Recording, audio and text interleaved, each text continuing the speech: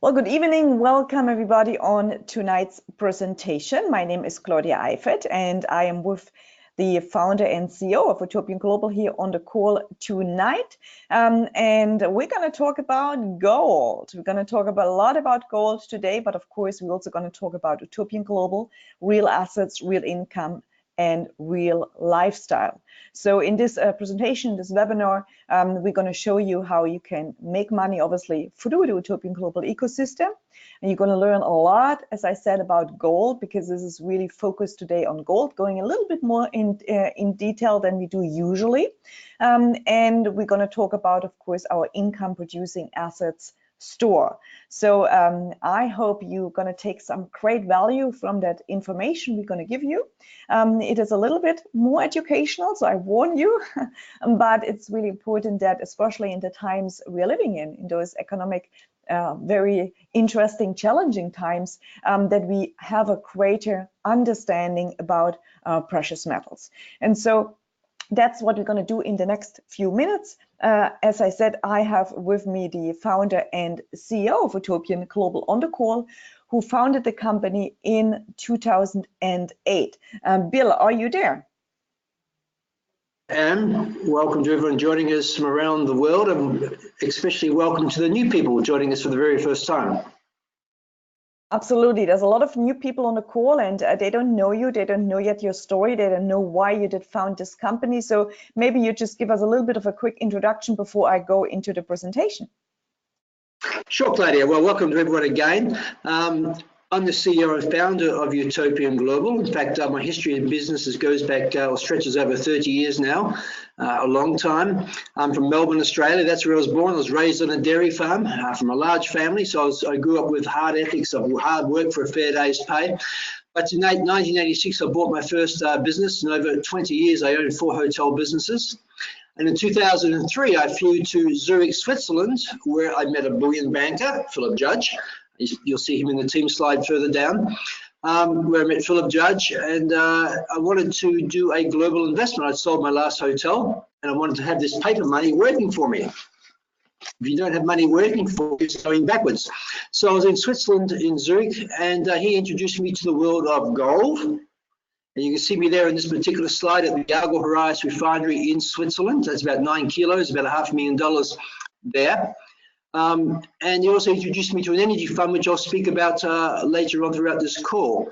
So my business experience goes back a long time, and gold is real money, and you'll learn from this. The longer you hold onto your paper wealth, the less it's going to buy. So you need to buy real assets. Gold is part of that. Real estate, natural resources, these types of things. So that was really, that journey of gold started in 2003, and I founded the company in 2008 to provide this information and a platform globally to all people around the world to be able to actually convert their paper wealth into physical gold in a very liquid form, and they can convert it back to the currency upon need. And Bill, we're living in go ahead, Claudia. Sorry, just to quickly add.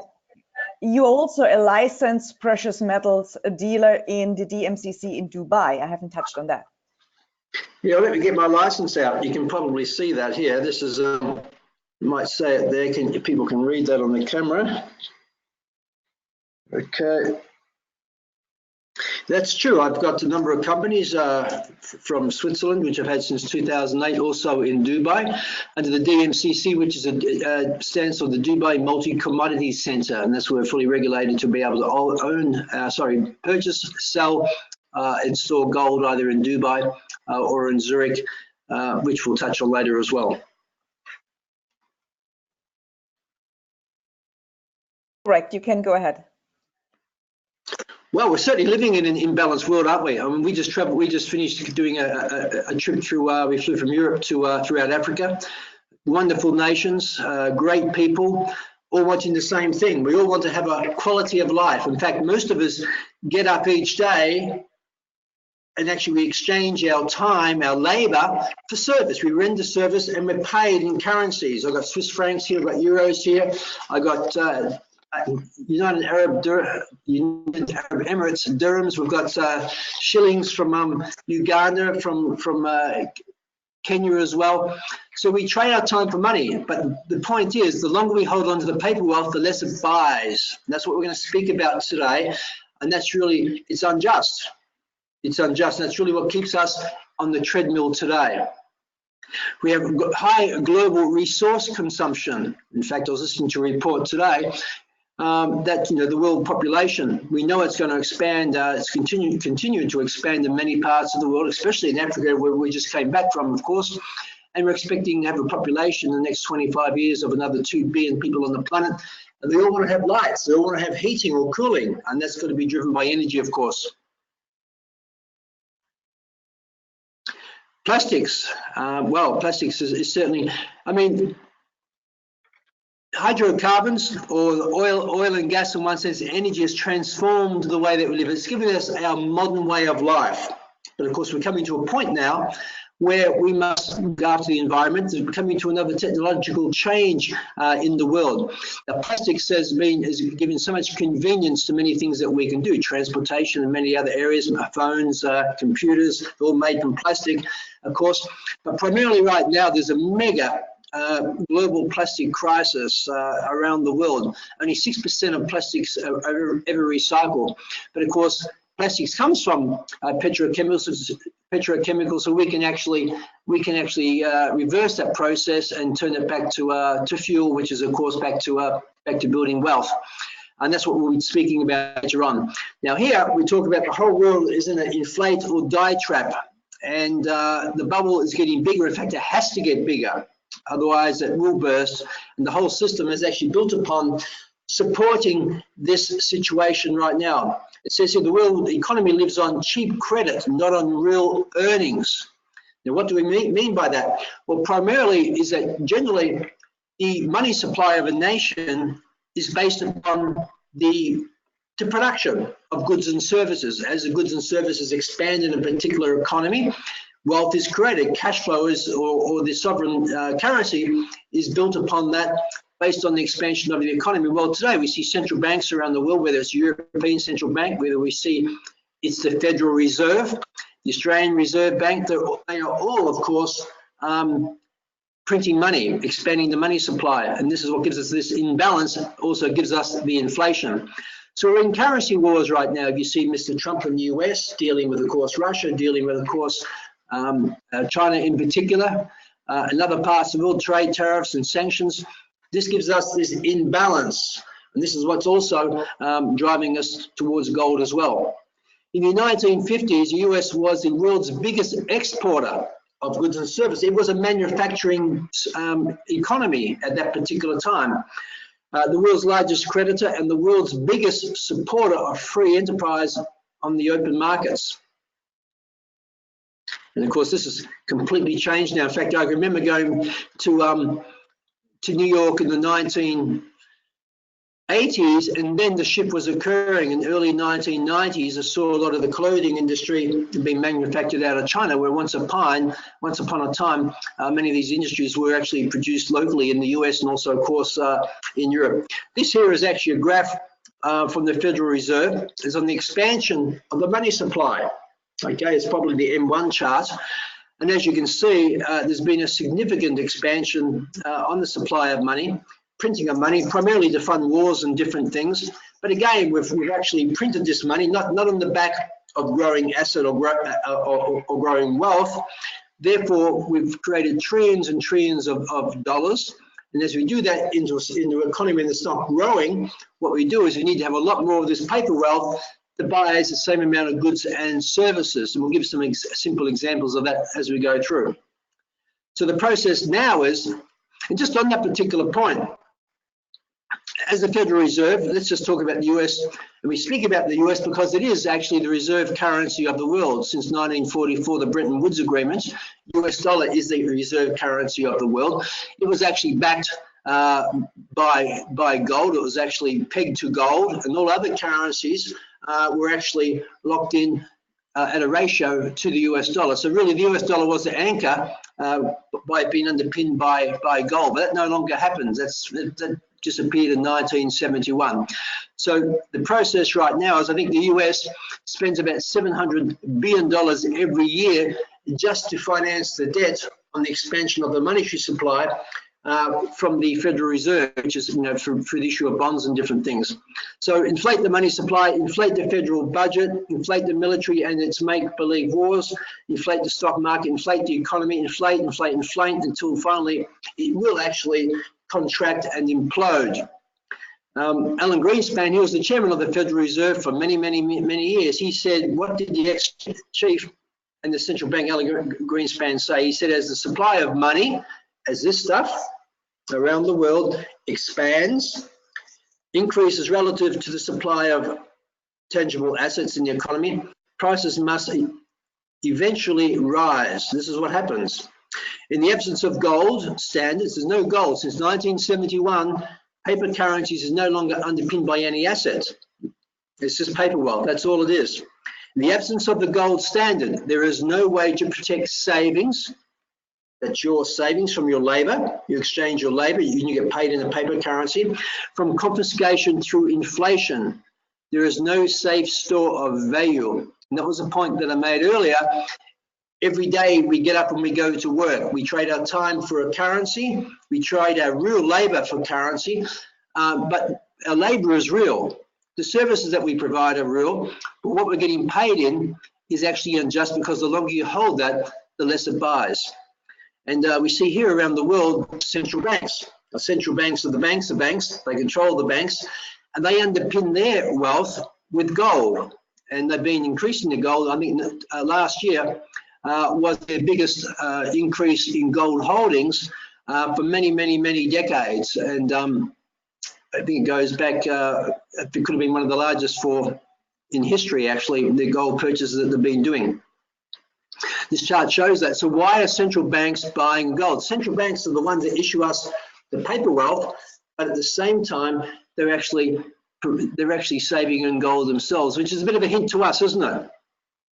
They want us to believe in their paper currency, but are they completely have faith in their own currency? No, they don't, because they know themselves that the longer they hold on to other countries' nations, for example, China has trillions of dollars of US reserve debt, US notes. Why do they want to hold on to that, knowing that it's like a hot cake? It's going to lose purchasing power. So China is actually one of the biggest gold buyers, if not actually is the biggest gold buyer around the world as we speak right now. That's what central banks are actually doing. Russia is another one that's also buying up significant amounts of gold.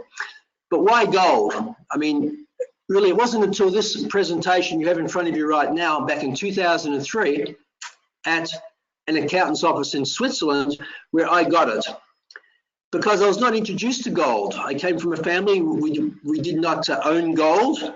And in fact, when I walked into the boardroom of the Grant Thornton accountant's office in 2003, Philip Judge, the banker, the bullion banker, said to me, he said, Bill, throughout history, rulers of empires, royalty, and the financial elite have always put part of their paper wealth. They've turned this paper stuff into physical gold. This is 1 ounce. 1 ounce is 31.1034 grams. And he said the reason why is because you can go back to Roman times, and 1 ounce of gold, 31 grams like this, would actually clothe a person. It would buy a toga and a pair of leather sandals. And then he said 100 years ago, in the 1920s, 1 ounce of gold was fixed at $20 US. And 1 ounce of gold, you could actually buy a 3-piece suit, shirt and tie, and leather shoes for 1 ounce of gold, or the equivalent of $20 US, because $20 US would buy you 1 ounce of gold. And then his question was to me, here we are in Zurich right now, what could you do with $20 today? And of course I joked with him and said, Philip, we just came from having coffee and cake in downtown Zurich, and that cost $20. Today in Zurich, Switzerland, $20 US gives you 3 cappuccinos, and that is it. But the same ounce of gold converted to any currency in the world right now will still give you, of course, the same buying parity as it did 100 years ago and many thousands of years ago. It's a store of value, and that was really a game-changing point when it came to me building wealth. It's about wealth preservation as well, and gold is part of that. In fact, Philip Judge, the banker, said it may only be 5 to 10% of your holding of assets. But why do they do it? Because it's highly liquid as well. You can convert back to cash upon need and very, very quickly. So what could you buy 50 years ago? Buying power of gold versus the US dollar. Well, of course, 50 years ago, gold, 50 years ago, $3,500 worth of US dollars is still worth, of course, $3,500 today. That hasn't changed, of course. But $3,500 of gold back at that time, if you had bought it, today it's actually probably closer to $150,000 because gold is 100 ounces. Gold is over $1,500 at the moment. So that would be probably around $150,000 of buying power that you have today. Remember, just to explain this clearer, if you bought 100 ounces of gold 50 years ago, which cost $3,500, the same $3,500 today doesn't give you much. But the same $3,500 worth of gold that you bought back then, of course, today is the equivalent of 150,000 US dollars. That's how much the buying power is actually diminished in our currencies around the world, because gold's over $1,500 an ounce as we speak right now, or around about that point.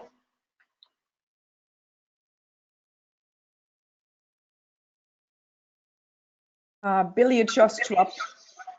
I'm just waiting for the slide to change. Okay, no, I'm just to have the slide change to silver, as you see. Well, silver is the same thing. Silver is a precious metal, of course, not a base metal. It's a precious metal like gold. Gold is really the it's held by central banks, of course. But silver is also an industrial metal, but it's also preserves wealth over time. I mean, $3,500 US dollars 50 years ago is still worth $3,500 or whatever it will buy today. But you had bought $3,500 worth of silver 50 years ago, which is just under 2,300 ounces. Today, of course, that's the equivalent of $40,000. So it's the same thing. It gives you, it preserves the buying power. It's a transfer of wealth. This is what Philip said to me. He said the financially elite, they save in real assets. They do not save in paper wealth. They need to have some paper wealth for liquidity, but if they want to transfer wealth to the next generation, they'll do it through assets, and gold and silver is very much part of that. This slide says it all. All major currencies have depreciated over the past century relative to gold. I mean, gold is stable. Look at the purchasing power parity of all different currencies there. It's just, they've all gone, as I said, dramatically decreased. Even the US dollar, over 96%. The British pound, the same thing. The euro is only a very new currency. In fact, it came onto the block. I was here in Europe at the time. The euro note. Before the euro, it was called the Deutsche Mark. Now, the Deutsche Mark, historically, after the Second World War, through the Bundesrepublik Bank, actually in Frankfurt, was probably one of the strongest central banks in the world. There was of course the US dollar, the Federal Reserve, you of course had the British pound, and the Deutsche Mark was exceptionally strong throughout Europe and heavily traded at that particular time. Well, I remember when I was here in 1998, I bought myself a 5 Series BMW that cost about 50,000 Deutsche Marks back then, and then I changed, and at that time I could buy a copy for around about 1 Deutsche Mark. Now today, of course, maybe it was 15 years ago, they exchanged from they've got the Europeans, about 27 countries now, called in the Eurozone, which exchanged their currencies. It was Germany, it was France, and all these other countries, to the euro. And the exchange rate from 1 Deutsche Mark to the euro was 2 Deutsche Marks. In fact, exactly, it was 1.998 Deutsche Marks to give you 1 euro. So the car today, if I was to buy a BMW today 5 Series, you'd think, okay, if the ratio was 2 to 1, the car should be worth about 25,000 euros to be able to buy. Well, the truth of the matter is, it's around about 50,000 euros, which is 100,000 marks. So it's more than double the price than what it was in that short time. A coffee today, if I buy a cappuccino here or coffee here in Germany, or with the euro, for example, a minimum of 3 euros, which is the equivalent of 6 Deutsche Marks. So the problem was, you had this huge depreciation of people's currency because of this exchange to the euro, but people's wages didn't go up at the same rate, and this is really what the problem was. So people have felt it very, very hard here. Whenever the countries changed currencies, it's always the people that do pay. The people who own real assets, building and businesses and things like that, land, they did very, very, very well. They built their wealth. They were given a free ride in one sense. But the workers, the people who just held cash in one sense, they lost a lot of their wealth because of that. In fact, Bill, I remember when the euro changed, the Deutschmark to the euro changed over with the coffee, the people would boycott to go to the Italians and of course drink their coffee, because, you know, we have a lot of Italians, obviously, lots of Italian places here. They wouldn't just do it anymore because they were so upset that all of a sudden, you know, they paid double the price. It was very, very hard time. But of course, now this is all unfortunately forgotten. So that's really the truth. They just now pay it. They have accepted, because eventually, unfortunately, we forget, and we accept that it's just the way it is. Yeah, that's true. In fact, that's why cycles repeat themselves. In fact, that's what politicians, and of course, they know that people forget. You know, look at all the things happened in the last few years. Think back 10 years, the major events and catastrophes, and maybe even corruption and different things. They know that people forget it because we're so busy surviving, trying to put bread and butter on the table, pay our rent, get ahead in life, that you don't want to think about these things. And that's why history repeats itself. It says here, it is rare enough to make it difficult to overproduce, malleable to mint into coins, bars, and bricks. Civilizations have consistently used gold as a material of value. I mean, the Indian culture, many cultures around the world, if you go to the Dubai gold souk, you see this beautiful laced gold that, you know, when they come, you know, the dowry, or women are getting married, of course. Primarily what they're doing, it's a gift of intrinsic value. And of course, they'll eventually hand it over to their daughters or to the next future generations. It's a transfer of wealth. That's really what it is. Even in Switzerland, you know, if someone was to have a child in their family, they would give them gold as a dowry, as a wealth preservation to, of course, the next generation. In fact, we had Dr. Blue in America, one of our good friends and presenters, and he's been with us for over 10 years, just had a beautiful baby girl. I sent him a little bit of gold. It's that cultural wealth building concept that's been around actually for many, many centuries, if not thousands of years, that's been lost in the modern world.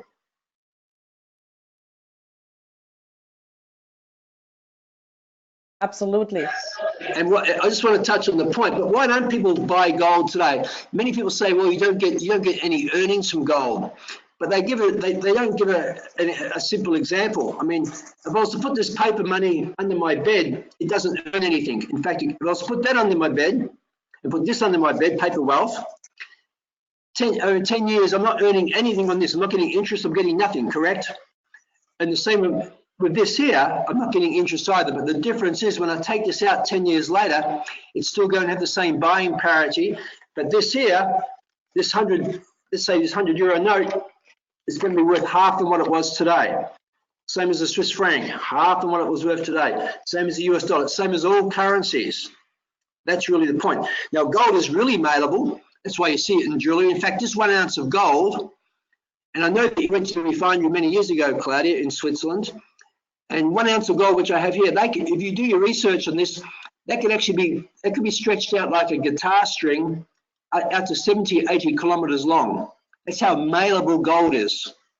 In fact, 1 gram of gold, which is about the size of my fingernail, could be flattened out into a sheet over a meter, or over, let's say for the US market, over a square yard or a square meter in size. So it's really particularly malleable, and that's why it's perfect for, and soft, and perfect for jewelry and such items like that. Absolutely, and yes, you see, of course, on this next slide, and you may want to really touch on that, because you know, I was just talking today to my brother in crime. Well, he's not my real brother, but we grew up together, and so interesting. So in Germany, of course, we are savers somehow. We still are, at least the older generation, like myself. And so he had 7 years of basically he had on fixed term deposit, 7 years, put his money down to get 1%. 7 years. Well, the 7 years are over. The bank called him what he wanted to do with the money, and he needed to come, of course, and to the bank. So he went to the bank, so he said, well, I want to take my money out. And the bank said, well, no, you cannot take your money out. You need to wait at least 3 months. But then the bank teller, she went back and talked with her supervisor, and then she came back and said, no, actually 6 months. You need to wait 6 months. He said, well, hang on a second. Why do I have to wait 6 months to get my money out? The money is due. He said, well, you can take the money. You could take the money out in a few weeks, but then it would cost you 3% to take it out. So that's the reality which we do face in Germany actually, right now. This is really an important point, because you live in an area of zero interest rates, negative interest rates, correct, Claudia? So when you deposit your euros into the bank is actually charging you for the deposit. So in one sense, it's costing you to store your money at the bank. In fact, just so everyone's on the call, the new callers, when you deposit money in the bank, it's no longer your money. You become a creditor to the bank. But then, of course, if they're charging him 3%, you got 1% on his term deposit. They're charging him 3%, so his yield is lost. He's gone backwards. Plus, he has to allow how much purchasing power has been lost in the last 7 years. I would say probably 2/3. He would have been better off putting that into a bit of real estate, buying a small apartment, renting it out. Much better buying a bit of gold or silver long term. You know, so these are the things we want you to think about when it comes to saving and building your wealth.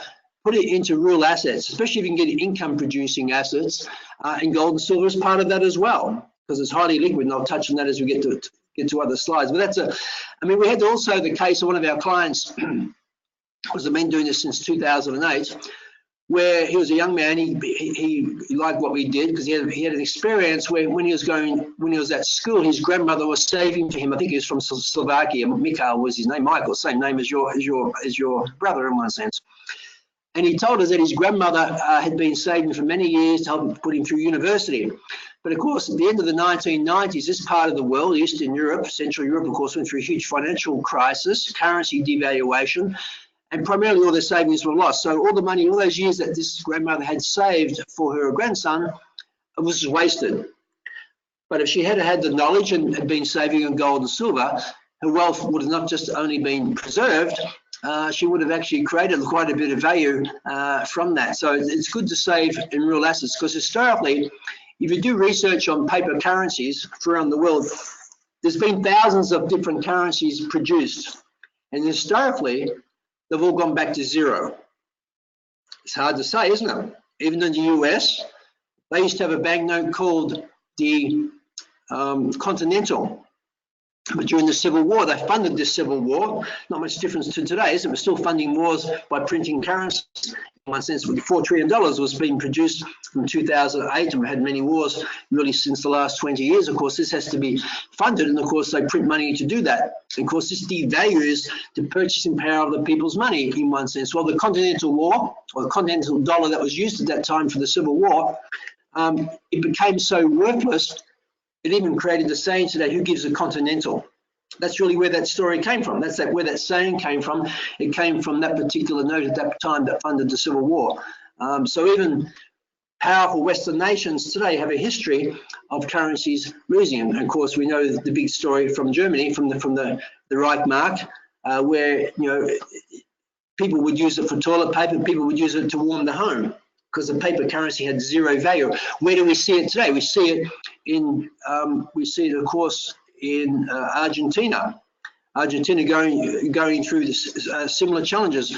We also see it in the other Latin area. What's the other one, Claudia, where all the sanctions are right now? I can't think of it. Venezuela.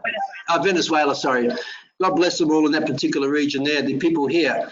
The sanctions and all the force from what's going on there, of course, has totally destroyed their wealth and their currency there as well. I think their inflation rate's over 1,000,000%. So they could buy an apple today, and the apple at the same price a couple of hours later could be double the price. Me coming from the West, or from Australia in one sense, I've never experienced that, thank God.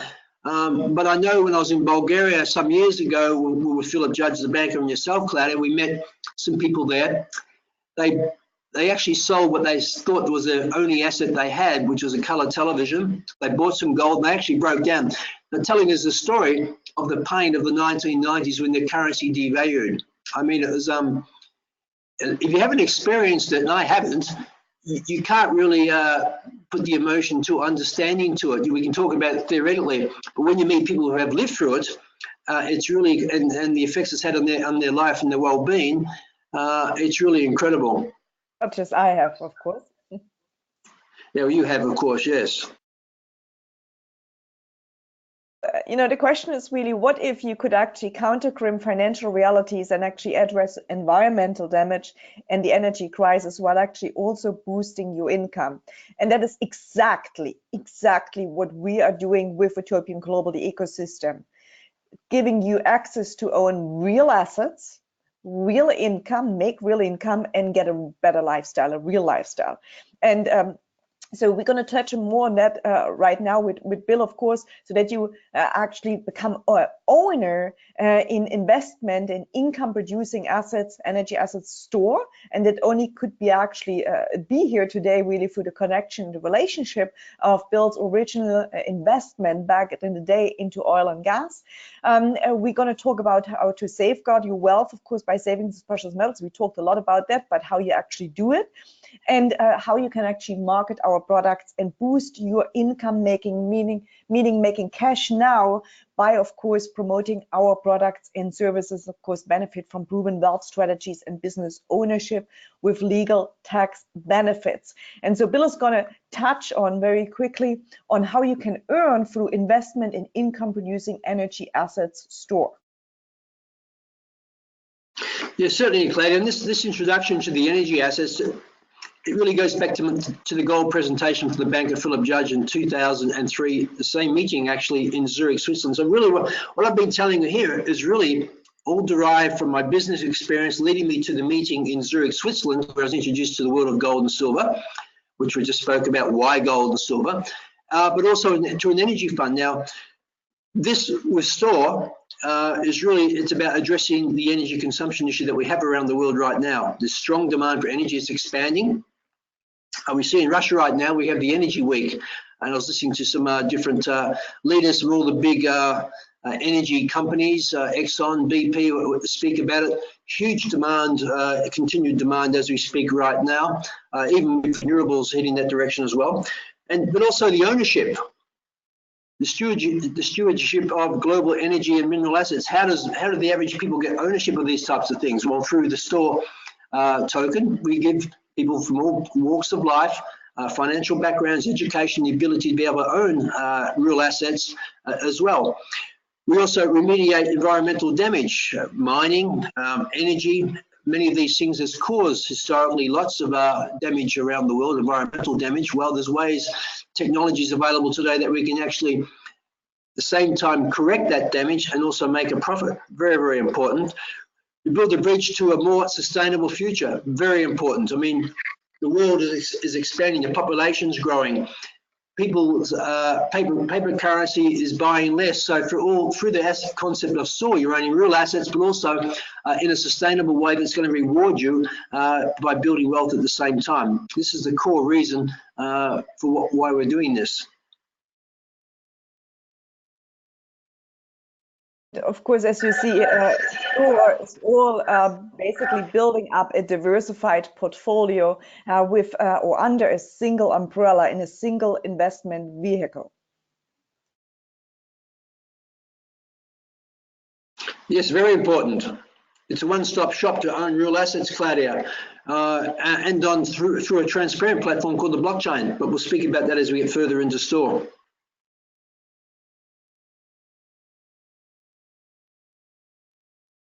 Okay, so we've actually produced, let me give you a bit of history of STORH for people here for the very first time.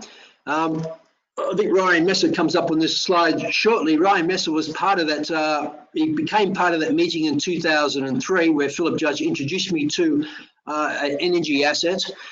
And before I invested into the energy asset, I flew to America, to Baton Rouge, Louisiana, where I went and visited the north side. You see here, Texas oil producing field. This is what we purchased and settled on the 1st of August of this year. before I invested 1 cent with this particular company, I wanted to do my due diligence. So I wanted to meet the team. So I went to the US and I actually met the team. And as a result of that, and walking across the assets, I thought this is just a no-brainer. Here I have been working for 20 years of my time in hotels. I earned some wealth in paper money when I sold out, and I wanted this paper money to work more for me. How do I do that? So some gold and silver was a good way to preserve it. The other way is I wanted to put it into an asset that over time is going to give me good, strong returns. And that's exactly what I did. In fact, I invested 1 million Australian dollars at that time in 2004, which was the equivalent of approximately 860,000 US. So it was a significant purchase of that time from part of the proceeds of my hotel sale. And this is what STORH has. We bought this asset and settled on the 1st of August. It's 3,000 hectares or 5,600 acres, over 90 producing wells. So it's cash flow generating, and at the moment, currently, we're in the process, of course, of redeveloping that particular asset. So we're already generating revenues from that asset since the 1st of August, and the team, Ryan Messer and the team, have gone back in there, and they're intending to do 4 drillings. They've done 1 in August, the middle of August, which was successful. Hence, we've experienced a price increase on the STORH price of 20% in the last week, actually. And there's 3 more drillings to be done. And once that's done, we'll start to see some distributions coming out after that growth period of development of that asset is actually finalised. We're also looking at polystream, plastic to fuel processing. I said at the beginning of the presentation, plastic is a mega problem around the world. With every problem comes an opportunity. And through the process of pyrolysis, you could actually take plastics and you can convert it back to fuel. Whether, if you're in the US, of course, they've been shipping much of their plastic to Africa. Africa says no more. If you're Australia, you've been shipping it to Asia or particularly China, and they say, we don't want your plastic anymore. It becomes a huge problem. So now, through this new technologies, we can actually take advantage of this waste, convert it back to fuel. And as Ryan Messer was saying on the call last week, it's a much greener way, actually, processing, extracting the hydrocarbons from plastic than actually going out and producing oil from the wells in that particular sense. And just on this point, I just want to stay in this point a little bit, because people say, why oil? Shouldn't we be moving to renewables? We are exactly moving to renewables, but even the experts predict in the next 30 years, there's going to be increasing demand for oil, because certainly the increased demand on natural resources and energy, the renewable energy can't keep up with it. There's always going to be a shortfall, and we don't have the technology to store energy.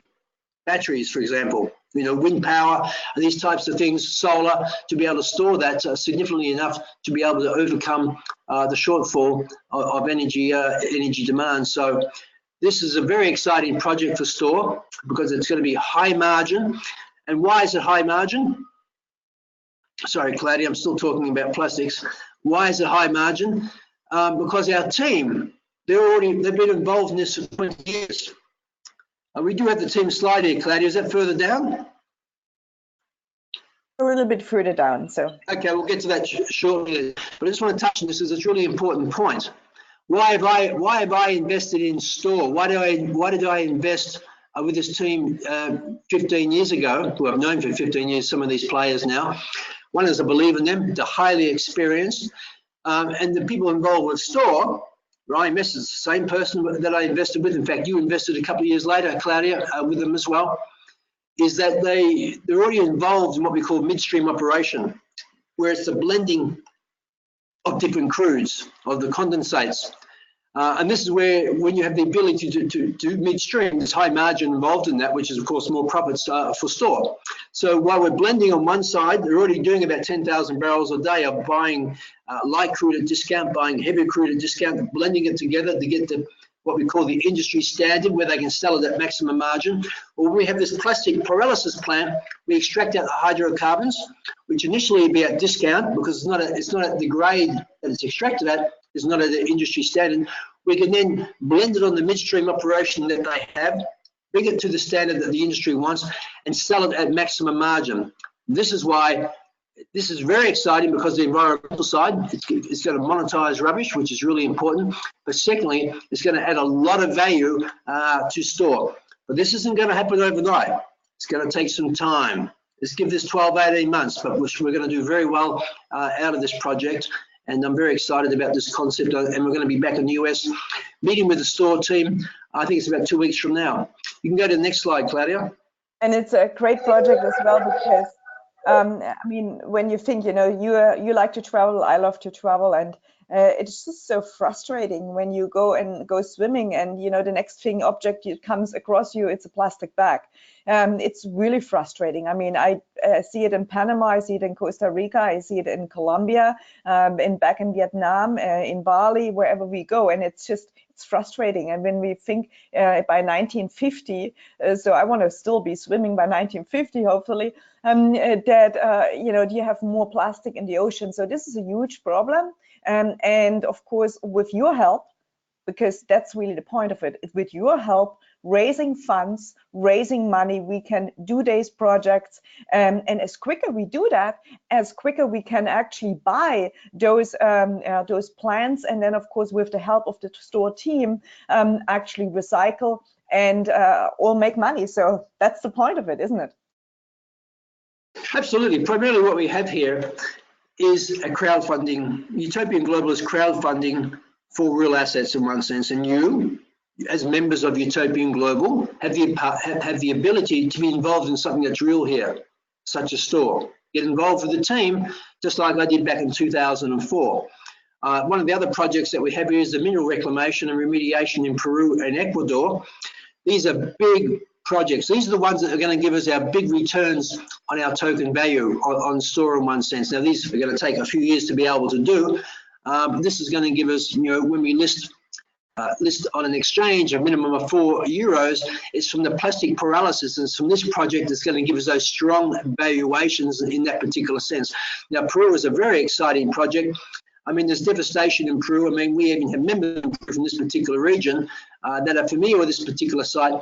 But historically, big mining companies went into countries around the world and they extracted out, they mined, they devastated regions, of course. They polluted the waterways with toxins such as lead and mercury and different things, cyanide, to be extracted out the minerals. And they took much of the low picking, they invested big in the mines, of course, but they took the wealth out. And of course, when the margins started to reduce, they leave the destruction and just leave with the wealth in one particular sense. But with technology today, these companies who did this 20, 30 years ago, of course, technology has changed much. The Peru project is at an altitude in the Andes of about 10,000 meters, 8,000 meters, I believe. So it's complex because oxygen is very thin at that particular altitude. So the reactors, of course, need oxygen to be able to perform at high levels. But technology exists today where they can actually do that. So we can go back in there, process what they call the tailings, pretty much just the soil that's already been processed by these previous companies that took out, let's say they took out 10, 15% of the minerals out of the soil, because that's what the technology allowed at that particular time. Well, today, the new technology can take out in excess of 60 to 70%. So there's a lot of wealth left in these tailings. So we're going to go back there with the team, reprocess these tailings. The great thing about it is that, again, it's an environmental cleanup. One, the governments today won't let you go in unless you're going to do an environmental cleanup, but because there's so much wealth left in these tailings, it's still cost effective to do so. This is a multi-billion-dollar operation, so we can pay a royalty to the government, we can actually process the tailings, and after we finish doing that, we can reinstate the land the way it was, clean up the waterways. So this is why they're very, very supportive and proactive on these projects. The Ecuador project is a smaller project, and Ryan Messer was down there about 10 weeks ago with Philip Judge and with Robin Slaughter, who were also in the team, visiting that particular site. The Ecuador project will happen before the Peru project. One, because it doesn't have the complications that Peru has. It's still a very wealthy project to actually do, but this is another project that will add great value to our token, because in the end, we want to get STORH listed on the exchange. We want to become liquid, correct? It's easy for me to say here, we're going to take the STORH price from where it is now, we're going to push it up to €4 and above. How do we do that? Very simple. When I say simple, it's simple mathematics in that sense. The work involved to do it is massive, of course. The projects involved, the teams involved. But as we keep buying assets on the balance sheet of the company of STORH, asset valuation increases, the wealth increases, it drives the price of the STORH token. Now, our target is to get it to €4 and above before we list on an exchange at the end of 2020, 2021. That's our target, assuming that we can achieve the paralysis plant and, of course, probably the Ecuador operation as well. Start doing that, because these are highly profitable projects, and based on the valuations of these projects will give us a good solid valuation of €4. Now this is key, because if you look at most tokens out there on the exchanges, most of them are backed by nothing. In fact, 95% of them don't own any assets at all. They're just what we call air tokens. They've been beefed up with hype and nice stories, but there's no underlying assets behind them. So when they do eventually list, like you people here, like myself, and I'm sure you too, Claudia, when we list at €4 and above, we'll sell some of our STORH. I certainly will, because I want to put it into another project, and I'll leave some there for the long-term distributions. So in that case, we need to have strong buyers at that particular time, don't we? Otherwise, the price is going to take us a nosedive. So this is why we're in the process right now, which is absolutely critical. We're in the process now of acquisition. We must buy the assets to give us solid valuations before we list. And that's what we're doing with all our STORH members around the world. So thank you. This is a win-win situation. Absolutely. And sorry, I didn't want to interrupt you, but absolutely. And of course, once, of course, you make money, and of course, when you promote our products and services, so you always should be able to actually put a part of course, into precious metals. Why? Well, again, because it's safeguarding your wealth by saving in precious metals. And so let's just go quickly and build into the platform, actually, how people can do that, because we talked a lot about the gold or silver, which I guess people by now understand. We talked a lot about STORH, what STORH is really doing, bringing value to you, bringing value to the society, bringing value to, of course, the environment. But let's look, of course, at the platform, how they can do that. Well, you obviously, since 2008, have developed a platform where it is very simple and very easy to start by basically hedging your money against this inflation, which is losing of its purchasing power, from starting as little as €25 by having a 24/7 access, very liquid, and having, of course, access to the best gold. There is LBMA certified gold, and as well delivery, if we deliver to the countries, of course, where FedEx basically ships to. And of course, a secure private vaulting with Loomis International. You may want to touch a little bit on that, and of course the sourcing from the Argo Horias and the auditing. So you developed that platform, which is very, very simple. And we talk often about when you buy your gold or silver, because we have a lot of people from many, many different countries. So we have people from literally all over the world, and a lot of people, especially in Africa, they're very, very concerned when it comes to storage, when it comes to, can I trust you? Can I believe in you? How do I get access? Because, of course, we don't ship to Africa. US, Europe, Australia is very, very different, because we can easily ship there. Africa is not that easy. So may you want to explain just a little bit on that great platform which you have actually developed, but also on that, of course, chain of integrity, which when people actually buy through your platform gold and silver. Yeah, sure, Claudia. Well, it's not just Africa we can't ship to. There's many countries we cannot, because Federal Express, even though it's fully insured, they just won't guarantee it to certain countries around the world. So that means you have the option, of course, to be able to still convert some of your paper wealth into physical gold, and we store it in what we call a London Bullion Market accredited storage facility, which is called Loomis. Okay, Loomis is actually a public company. I think it's Swedish, actually. Does a couple of billion euros in revenues per year, so it's a massive public company. In fact, the armoured cars, you would have seen the armoured cars in many cities around Europe and even overseas where they transport cash. Well, they have storage facilities around the world internationally as well, thousands of employees. And I've been associated with them since 2008. The refinery is Argyle Horizon, which is a London bullion market accredited refinery. In fact, there's only 5 refineries in the world which are accredited to certify other producers at the London bullion market, and actually Argyle Horizon is actually one of those. So the gold is purchased at Argyle Horizon. Okay, it's stored there in bullion form. And then when you want to actually transport it, get it shipped from the bullion form, you select a product that you like. It could be like a one ounce collectible, as an example. It could be a 100 gram bar, which is about 3.5 ounces, 3.3 ounces, as an example. It's then transported directly from Argyle Horizon Refinery to Loomis International. So it still stays within what we call the London bullion market chain of integrity. We don't touch your gold at all. From there, it's packed at the Loomis plant under video. It's shipped by Federal Express directly to your door. But if you cannot take physical delivery, you just keep it there in your precious metal account. Okay, you don't have to do a conversion, which means it's highly liquid. You may have saved some gold and silver for some time, and all of a sudden you like to sell back because maybe your car's broken down, you want to take a holiday, or you want to build a new kitchen in your home. So you sell some of your precious metals.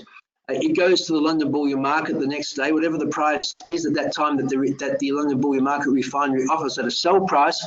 That's the price that you actually get, and it's credited to your e-wallet in euros. And from there, you can actually have a choice. You can pay it directly out to your bank account. You can pay it to your Bitcoin. So it's a highly liquid, very easy process to convert back. It's easy to buy, but most importantly, it's very easy to get it back in your hand in cash as well, because in the end, that's the liquid form when you're about to buy things. Then I'm just going to go quickly over with the people how easy it actually is. So you have, of course, your overview. You can do purchase. So you can do the purchase either via bank, via e-wallet, or Bitcoin. Let's say I want to buy something. I put in the amount I want to buy, and I just then click on buy, and the order is placed. Now, of course, just on that, Claudia, let me just touch on this point, okay? The order is placed for 100 euros worth of gold or worth of silver, okay? And the price that you got there is the estimate. It's not a live price, obviously, because the gold price, silver price is moving all the time. So that order would be collected into a bunch of all other orders. Then it goes to the market, and we say to the market, okay, we want to buy so many ounces of gold, so many ounces of silver, and that's the price the refinery gives us. That's the amount of gold or silver would be allocated for the 100 euros. That's just an estimation based on the last previous purchase price that was actually done. Then obviously, if there's a weekend, the markets are closed. Correct, yes. Which means it'll be processed on Monday.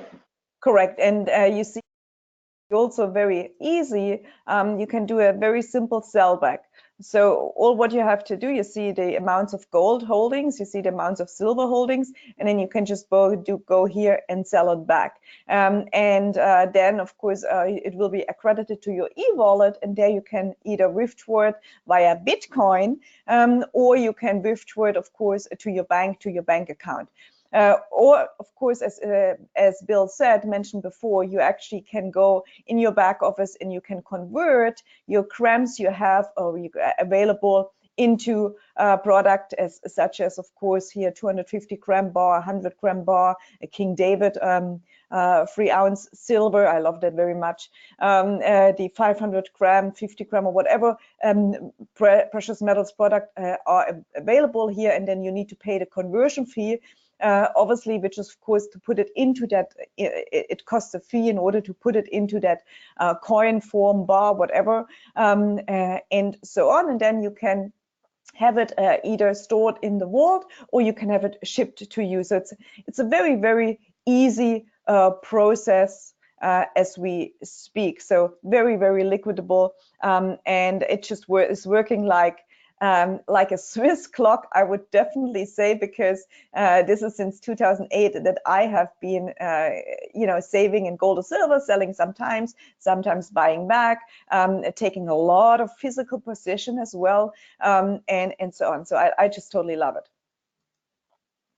Yes, it is very simple, Clay, but I just want to make a point here. We are not a trading platform. We're about building wealth over a long time, so converting your paper wealth into something that's tangible. But of course, we have the facility there, very easy, that you can sell back upon the need. But we don't want people to start trading, because most people are not professionals at trading, and it's a volatile market. So think when you buy gold and buy silver, just know that it's better to transfer out of the paper into something that's tangible. The longer you hold your gold and silver, it's going to preserve your buying power, and that's why it's good to convert out of paper. Absolutely, but of course we understand that sometimes people, they don't trust and they want to check it out and so on, and so they want to see, okay, does it really work? So we had a lot of people doing that, buying some and then selling it back just to see, hey, does it really work? And it's certainly working. But with that, just going very quickly over again over Ryan Messer and the team, so that's just you see again who you're actually getting involved in when it comes to, of course, your assets you purchase with STORH. So maybe Bill, you want to touch on that quickly before we end the presentation? Well, sure, Claudia. This is really the person I was introduced to back in 2003. I met to meet him in 2004, where I invested that $860,000 US in a energy fund. And Ryan Messer was the CEO of a public company at the time. I met him. I liked him. We've been associated with business since 2004, a long time now. Randall Eddington on the right of him is his partner to the US companies. That, of course, Randall heads up the midstream operation. He's like a chemist. He does the blending and buys at a discount, and buys the light at discount, and also the heavy at discount. He's the guy that does the blending in one sense. Below that, you have James Stewart, below Ryan. James Stewart was a geologist that I met, first of all, back in 2004, also on site. And I know that you met him with a few others from UtopianGlobal a few months back, Claudia.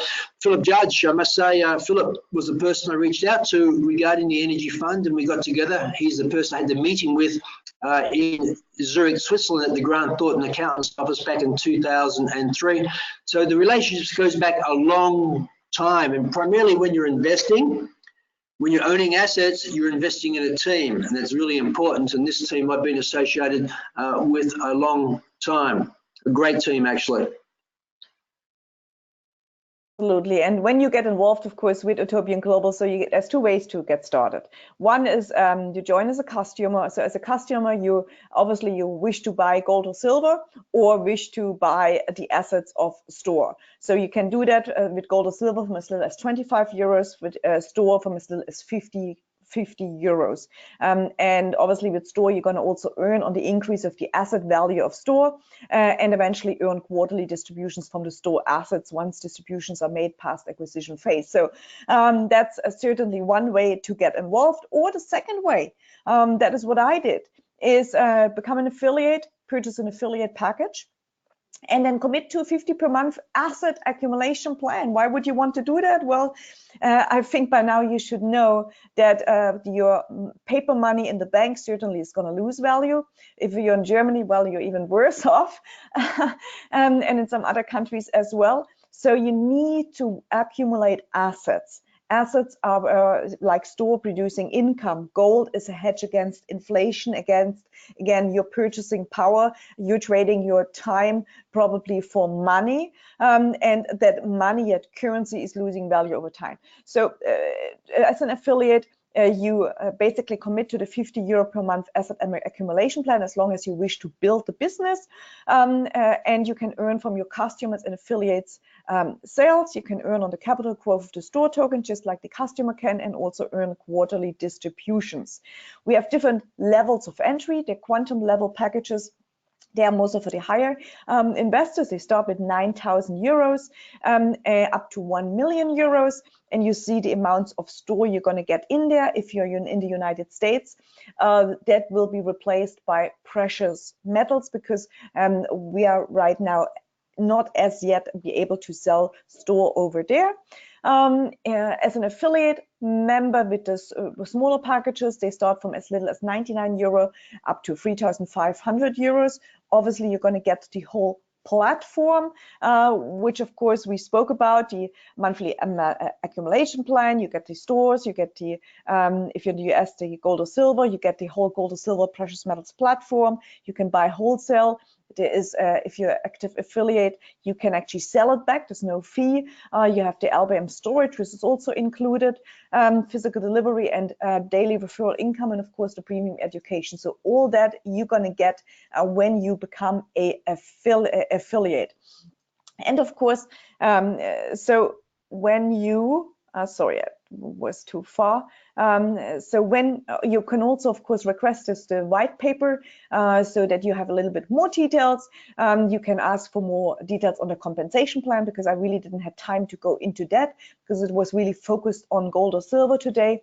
Or obviously contact the person who invited you to this presentation.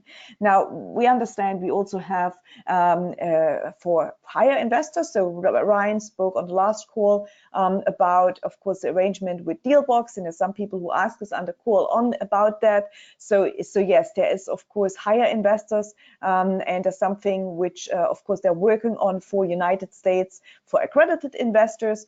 But we will have Ryan on another call talking more about that.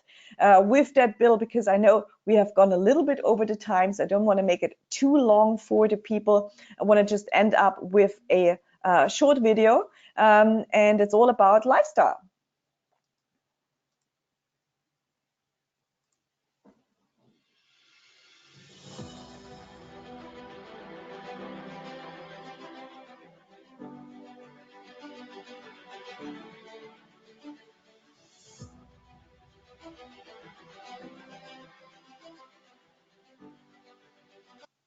Sorry, can you see it?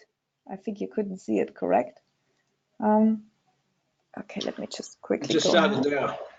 Yeah, 1 second.